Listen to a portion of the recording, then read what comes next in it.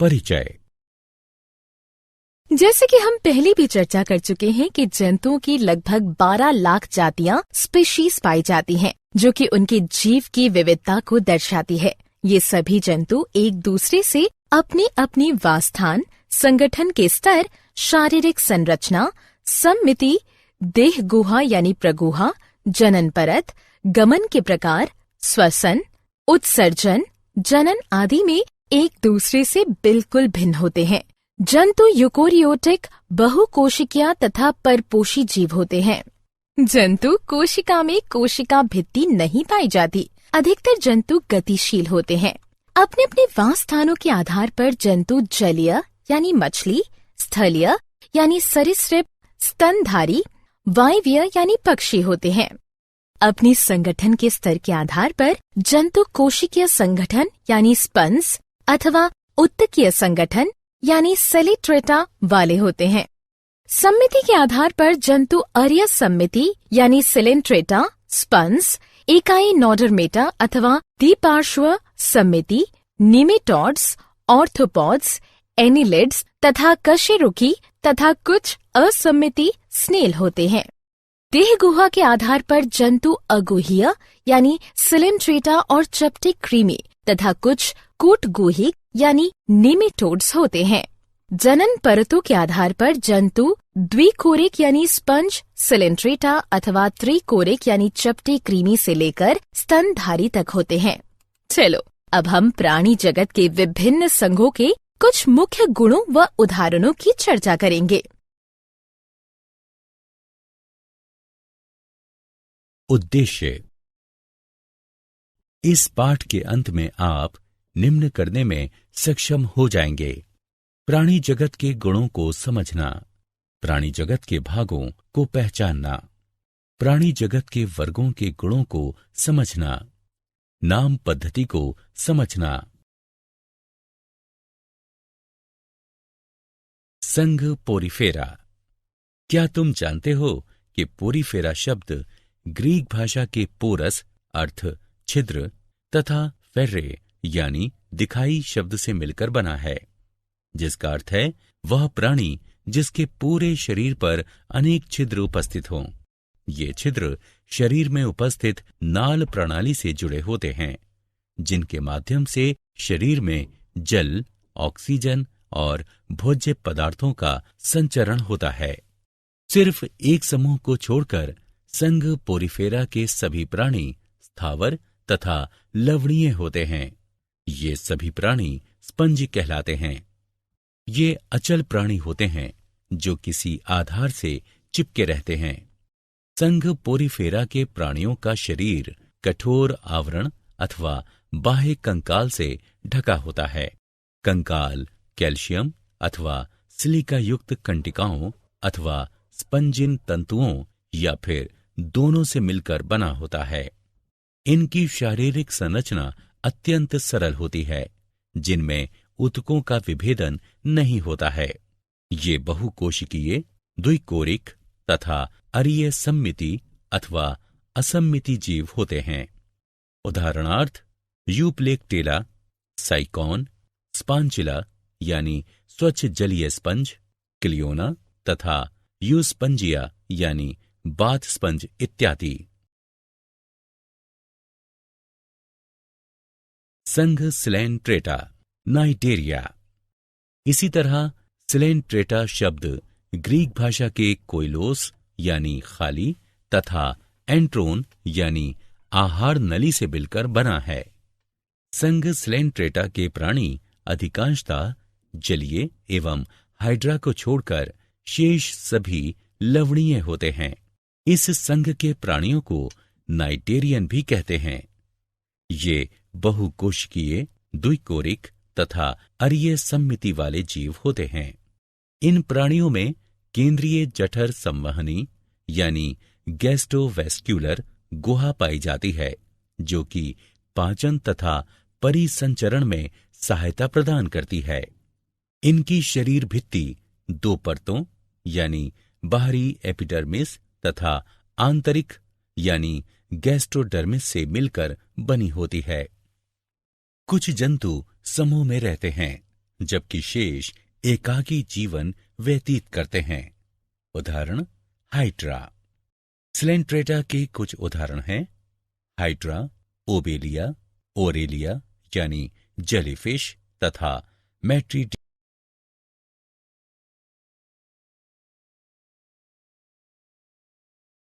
संघ प्लेटी हेलमंथीस यानी चपटे कृमि।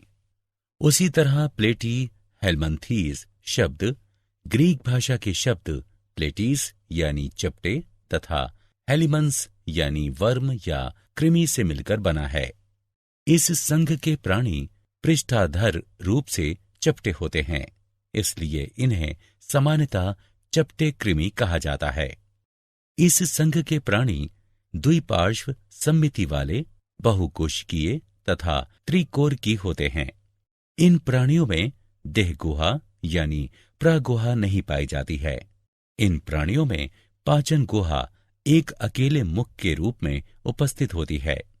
ये अधिकतर परजीवी होते हैं तथा कुछ मुक्त तैरने वाले होते हैं, जैसे कि प्लेनेरिया।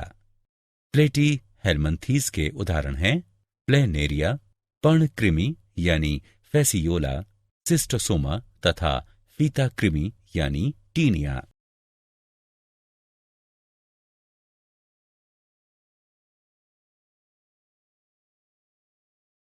संघ निमेटोडा। निमेटी हेलमंथीस या गोल कृमि। समान रूप से निमेटोडा यानी निमेटी हेलमंथीस शब्द ग्रीक भाषा के नेमा यानी धागा तथा हेलमंस यानी वर्म या कृमि से मिलकर बना है। इस संघ के प्राणी द्विपार्श्व सममिति वाले, बहुकोशिकीय तथा त्रिकोरकी होते हैं। इनका शरीर बेलनाकार तथा छोरों पर मुड़ा हुआ होता है। इनमें ऊतक पाए जाते हैं। वास्तविक अंग अनुपस्थित होते हैं, जबकि कूट गुहा पाई जाती है। ये अधिकतर परजीवी होते हैं तथा रोग उत्पन्न करते हैं, जैसे एस्केरिस, वुचेरेरिया तथा एंटेरोबियस। निमेटी हेलमंथीस के कुछ उदाहरण हैं एस्केरिस, वुचेरेरिया, एंटेरोबियस तथा एनकाइलोस्टोमा यानी अंकुश कृमि।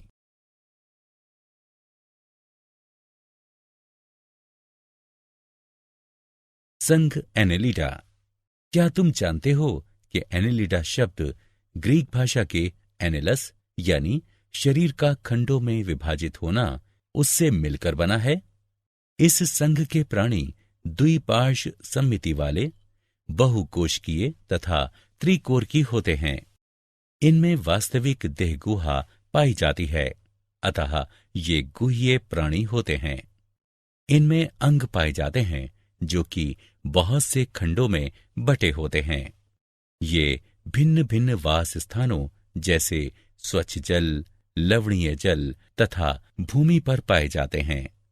एनेलिडा के कुछ उदाहरण हैं पेरेटिमा यानी केंचुआ, हिरुडिनेरिया यानी जोंक तथा नेरीस।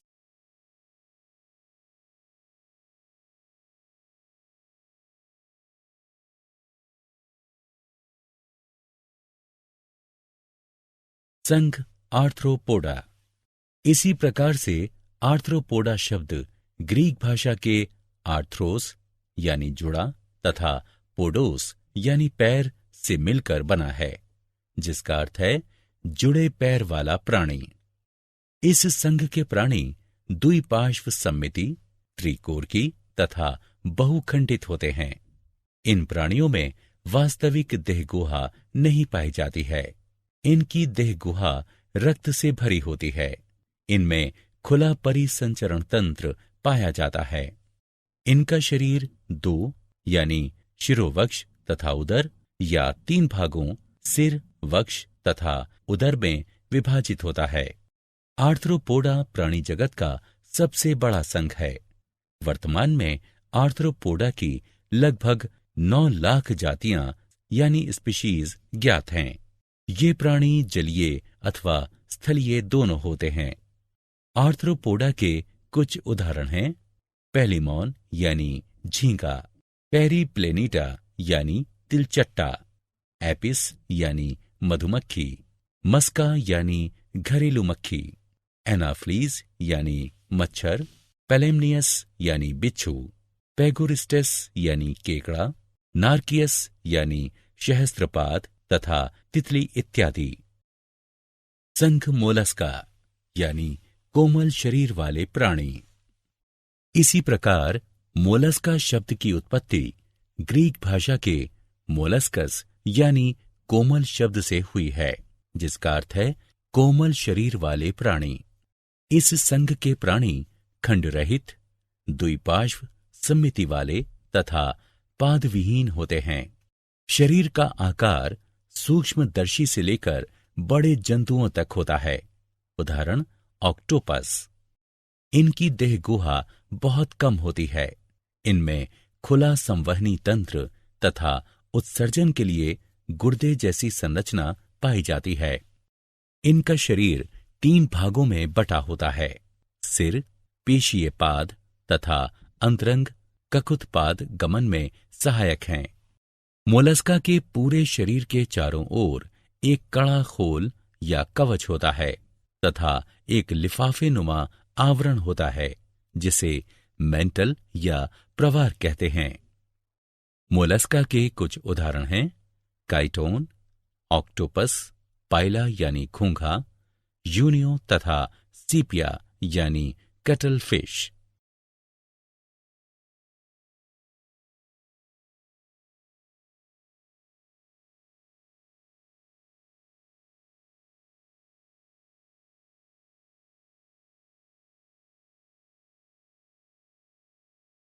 संघ इकाइनोडर्मेटा यानी शूलयुक्त प्राणी।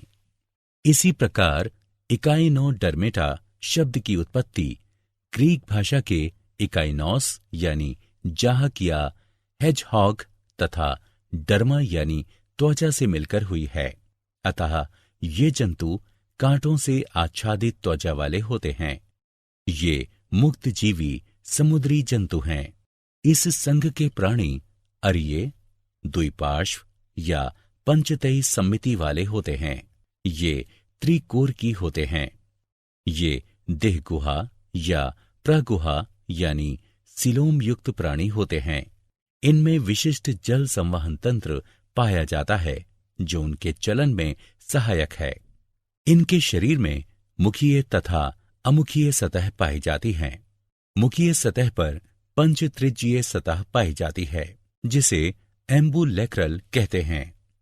इनके पूरे शरीर पर कठोर कैल्शियम कार्बोनेट का कंकाल एवं कांटे पाए जाते हैं। इकाइनोडर्मेटा के कुछ उदाहरण हैं एस्टेरियस यानी तारा मछली, इकाइनस यानी समुद्री अर्चिन, एंडीटोन यानी समुद्री लिली तथा ओफियूरा यानी भंगुर तारा।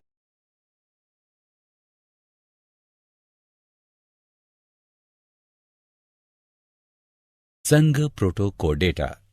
क्या तुम जानते हो कि प्रोटाकोडेटा शब्द की उत्पत्ति ग्रीक भाषा के प्रोटो यानी आद्य तथा कोडा यानी छड़ से मिलकर हुई है। इस संघ के प्राणी द्विपार्श्व सम्मिति त्रिकोर की होते हैं तथा इनमें प्रगुहा यानी सिलोम पाई जाती है। पृष्ठ रज्जु छड़ की तरह एक लंबी संरचना है, जो जंतुओं के पृष्ठभाग पर पाई जाती है। यह तंत्रिका ऊतक को आहार नाल से अलग करती है। यह पृष्ठ रज्जु प्रोटोकोडेट जंतुओं के जीवन की सभी अवस्थाओं में उपस्थित नहीं रह सकता है।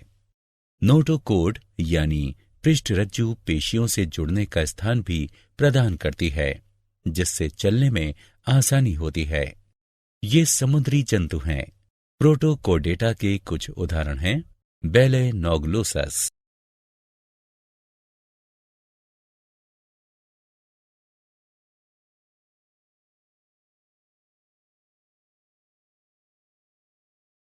संघ वर्टिब्रेटा यानी कशेरुकी। इसी प्रकार कोडेटा शब्द ग्रीक भाषा के कोडा शब्द से बना है, जिसका अर्थ है छड़। इस संघ के प्राणी द्विपार्श्व सम्मिति त्रिकोर की देह गुहा वाले प्राणी हैं। इनमें ऊतकों एवं अंगों का जटिल विभेदन पाया जाता है। पृष्ठरज्जु छड़ की तरह एक लंबी संरचना है जो जंतुओं के पृष्ठभाग पर पाई जाती है। यह तंत्रिका ऊतक को आहार नाल से अलग करती है। यह पृष्ठरज्जु कशेरुकी जंतुओं के जीवन की सभी अवस्थाओं में उपस्थित रहता है। इन जीवों में एक पृष्ठरज्जु के निकट एक पृष्ठ नलिका युक्त मेरुदंड पाया जाता है। इनके जीवन की कुछ अवस्थाओं में युग्मित क्लोम थैली पाई जाती है। इन जंतुओं में वास्तविक मेरुदंड एवं अंतः कंकाल पाया जाता है। इस कारण जंतुओं में पेशियों का वितरण अलग होने लगता है एवं पेशियां कंकाल से जुड़ी होने के कारण इन्हें चलने में सहायता करती हैं। इनमें ऊतकों एवं अंगों का जटिल विभेदन पाया जाता है। वर्टिब्रेटा को 5 वर्गों में विभाजित किया गया है: मत्स्य, उभयचर, सरीसृप, पक्षी, स्तनधारी।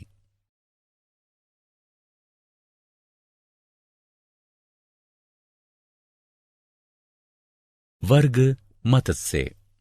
पिसीज शब्द की उत्पत्ति इंडो यूरोपियन मूल के पेइस्क शब्द से हुई है। इसका अर्थ है मछली। ये समुद्र और मीठे जल दोनों में ही पाए जाते हैं। ये क्लोमों द्वारा जल में घुलित ऑक्सीजन को ग्रहण करते हैं।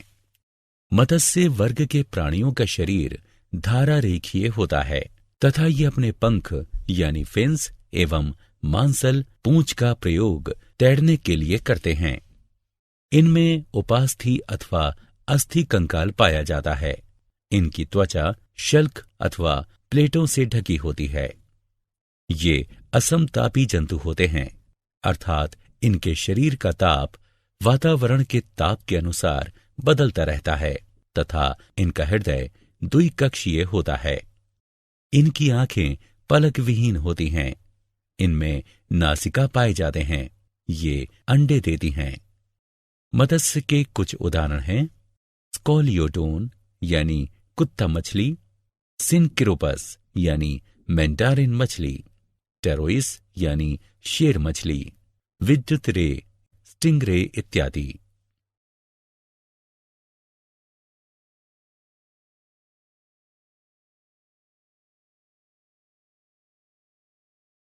वर्ग उभयचर।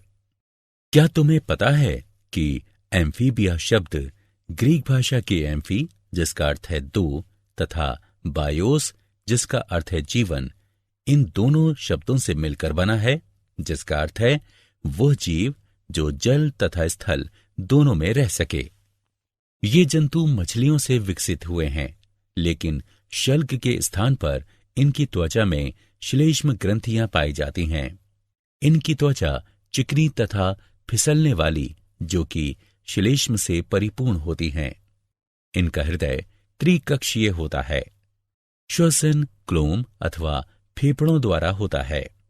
इनमें 2 जोड़ी पाद पाए जाते हैं जिनमें पंजे नहीं पाए जाते हैं। ये अंडे देते हैं। उभयचर के कुछ उदाहरण हैं: सैलामेंटर, बूफो यानी टोड, राना यानी साधारण मेंढक, हाइला यानी वृक्ष मेंढक इत्यादि। वर्ग सरीसृप। उसी प्रकार रेप्टिलिया शब्द लेटिन भाषा के रेपेरे यानी रेंगना या सरकना शब्द से बना है, जिसका अर्थ है रेंगने वाले जंतु। ये मुख्यतः स्थल पर पाए जाते हैं, परंतु ये जल में भी वास करते हैं।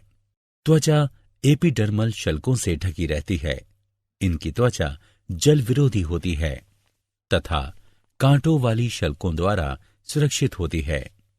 ये असमतापी जंतु होते हैं। इनका हृदय त्रिकक्षीय होता है, लेकिन सिर्फ मगरमच्छ में 4 कक्षीय हृदय पाया जाता है। इनमें श्वसन फेफड़ों द्वारा होता है। शरीर सिर, गर्दन, धड़ तथा पूंछ में विभाजित होता है। इनमें 5 अंगुलियों युक्त पाद तथा पंजे युक्त अंगुलियां पाई जाती हैं। इनके अंडे कठोर कवच से ढके होते हैं। इसी कारण इन्हें जल में अंडे देने की आवश्यकता नहीं पड़ती है। उभयचर वर्ग के कुछ उदाहरण हैं टर्टल, कैमेलियन, नाजा यानी किंग कोबरा, ड्रैको यानी ओडन छिपकली, हेमीडेक्टाइलस यानी घरेलू छिपकली इत्यादि।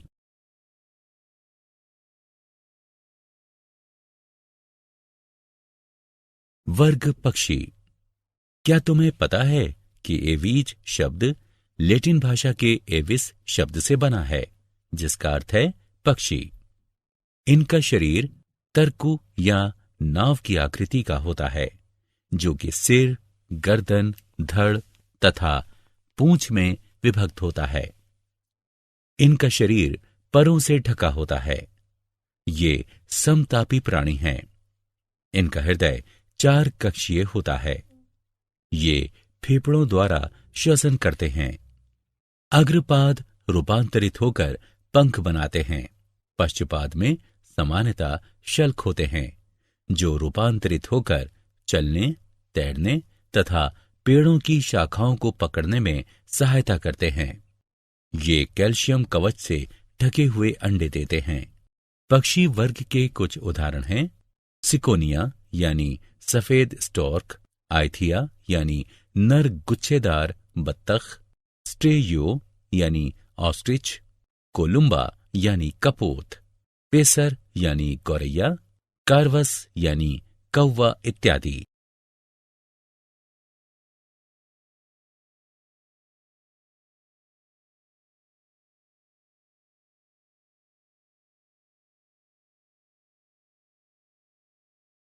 वर्ग स्तनधारी।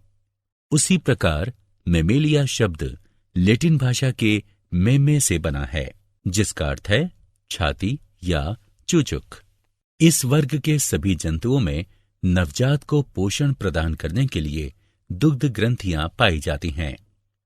इनकी त्वचा पर बाल पाए जाते हैं एवं स्वेद तथा तेल ग्रंथियां पाई जाती हैं।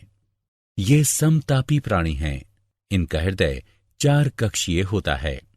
इनका शरीर सिर, गर्दन, धड़ तथा पूंछ में विभक्त होता है। बाह्य कर्ण पल्लव पाए जाते हैं। इनमें 4 पाद पाए जाते हैं। मध्यपट इनके शरीर को 2 आंतरिक कोशों या गुहाओं में विभक्त कर देता है। श्वसन की क्रिया फेफड़ों द्वारा होती है। इस वर्ग के जंतु शिशुओं को जन्म देने वाले होते हैं। हालांकि कुछ जंतु अपवाद स्वरूप अंडे भी देते हैं, जैसे कि इकिडना तथा प्लेटिपस। इस वर्ग के कुछ उदाहरण हैं बिल्ली, चूहा, चमगादड़, बंदर, चिंपांजी, गोरिल्ला तथा मनुष्य।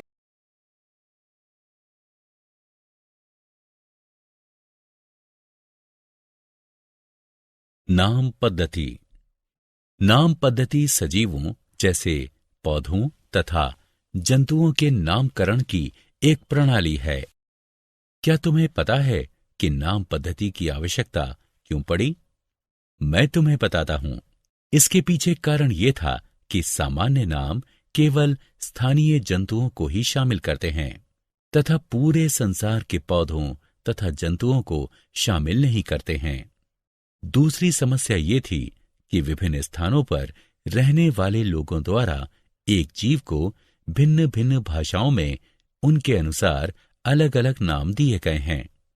तीसरी समस्या थी कि कुछ नाम भ्रम पैदा करते थे, जैसे सितारा मछली, कटल मछली तथा जली मछली वास्तव में मछली नहीं है।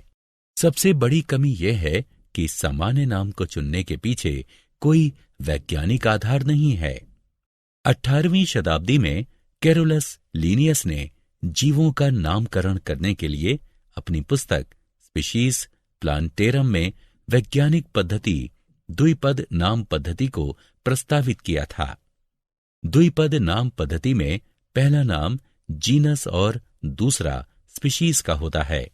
द्विपद नाम पद्धति में वैज्ञानिक नाम लिखने से पहले इस पद्धति के कुछ नियमों का पालन करना चाहिए।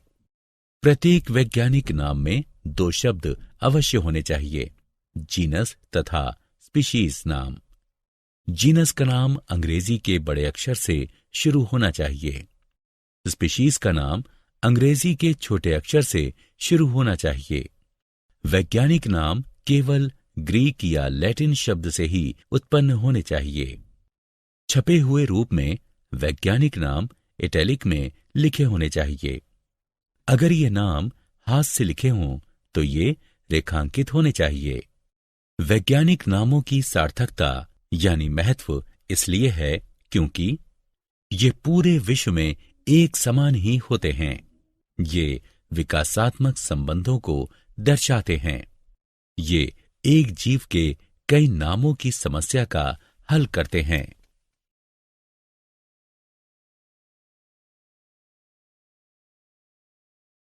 क्या आप जानते हैं जंतु जगत को दो समूहों में विभक्त किया गया है, अरज्जुकी तथा रज्जुकी। अरज्जुकी में 8 संघ आते हैं, Porifera, Coelenterata, Platyhelminthes, Nematoda, Annelida, Arthropoda, Mollusca और इकाइनोडर्मेटा। जबकि रज्जुकी को 2 समूहों में विभक्त किया गया है, प्रोटोकोडेटा तथा वर्टिब्रेटा यानी कशेरुकी। वर्टिब्रेटा यानी कशेरुकी को पुनः 5 वर्गों में विभक्त किया गया है, मत्स्य, उभयचर, सरीसृप, पक्षी तथा स्तनधारी।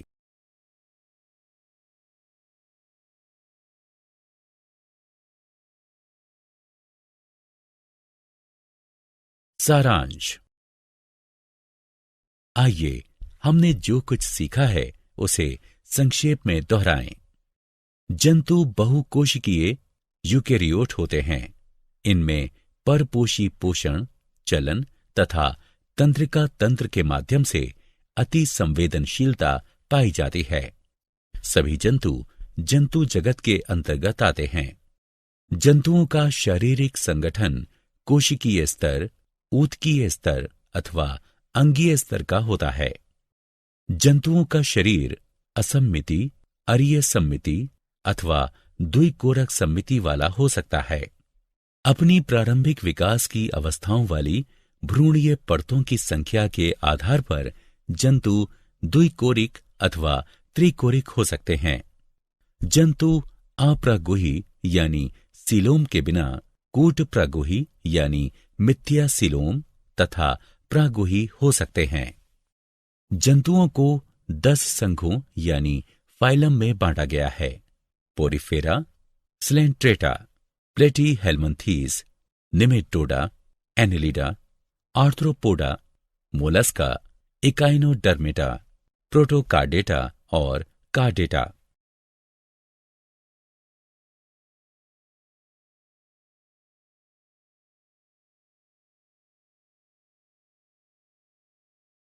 वर्टिब्रेट यानी कशेरुकी को 5 वर्गों में विभक्त किया गया है, मत्स्य, उभयचर, सरीसृप, पक्षी तथा स्तनधारी।